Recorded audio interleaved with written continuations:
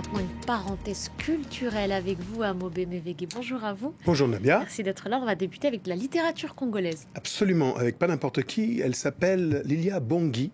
Elle est d'origine congolaise. Elle a écrit son premier récit autobiographique qu'elle décrit tel un roman et qui raconte en fait l'exil forcé d'une petite fille de Kinshasa à l'âge de 8 ans vers la Belgique. C'est l'occasion pour l'auteur de nous livrer quelques stigmates de ces lueurs qui ont accompagné les indépendances africaines versant congolais et belges au début des années 60. Oui, c'est un peu ça. C'est surtout l'histoire d'une petite fille, la fille d'un évolué, comme le système colonial de l'époque appelait les Congolais, les indigènes qui avaient atteint un certain niveau de culture. Et donc, c'est une petite fille privilégiée pour le Congo, de toute façon, à l'époque.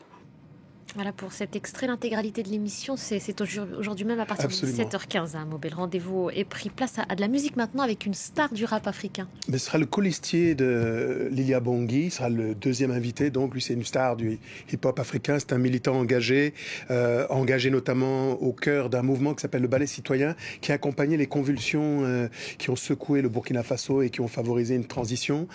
Lui revient avec la première pièce musicale de son histoire. Il écrit, dramaturge désormais il est.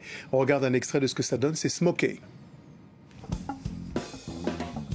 J'ai fini par apprécier des règles simples, parce qu'il n'y en a que 5 pour mon apprentissage. Comme les 5 pinces de ma main simple, comme de vérifier l'humaine d'une sainte. La première, ne pas envier les autres, accepter ce que l'on est, subir son classement. La deuxième, peu importe où tu te vôtres, il te faut trouver une planque qui te protège des autres. La troisième, c'est se servir et servir, se sentir utile à consommer de l'inutile. La quatrième, une compagne pour consentir, une vie de merde pour le meilleur et le pire. Voilà, le syndrome de la pintade. En fait, l'élite africaine est dépeinte, c'est une métaphore ou allégorie, comme vous le souhaitez, comme des pintades, en fait. Mais il fait tout un déroulé, c'est très, très, très... Oui, à découvrir. À découvrir. Vous l'avez bien teasé. Maintenant, on part à la découverte d'une jeune artiste, Anna, avec un H. Absolument. C'est une jeune artiste qui, comme certains, a été découverte sur les réseaux sociaux, avec des reprises notamment d'Orelsan, entre autres. Alors aujourd'hui, Hanna avec un H. Elle fait le grand saut et propose son premier titre original et son premier clip par la même occasion. Alors vous connaissez la sempiternelle ritournelle, les histoires d'amour finissent mal. Merci Rita Mitsuko. Cette fois-ci, c'est la version Hanna, Je te quitte, la fin d'une idylle amoureuse, des images magiques de pas n'importe qui, un certain Raphaël du Sud. On regarde Je te quitte, Hanna. T'es pas foutu de me retenir, on est quitte.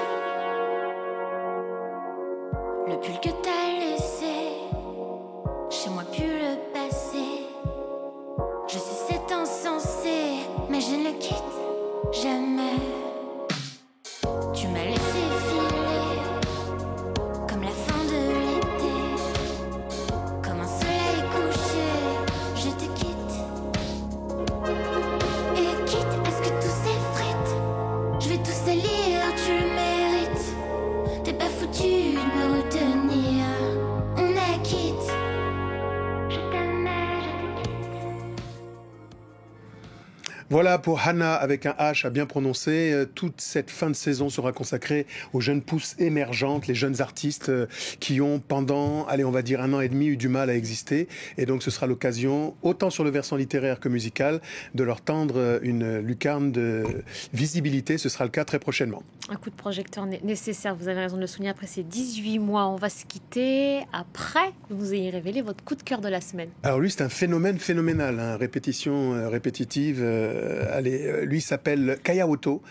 Le Burkina Faso, pendant longtemps, était un pays qui regardait vers la Côte d'Ivoire, vers d'autres contrées, qui n'avait pas un complexe, mais une petite contrariété à se dire, c'est un peu comme la France et la Belgique, même si les Belges nous ont refilé, Johnny Hallyday, Brel et quelques autres. Le Burkina Faso s'émancipe avec des jeunes pousses qui reprennent les codes du hip-hop mondialisé, avec des stéréotypes parfois, mais ça vaut tellement le coup de regarder. C'est la nouvelle coqueluche de la pop urbaine, made in Burkina Faso, le fief du Moronaba. Il s'appelle Kaya Oto, en action et en combinaison avec le rappeur Ténor du Cameroun. On regarde ça, c'est dans un jet.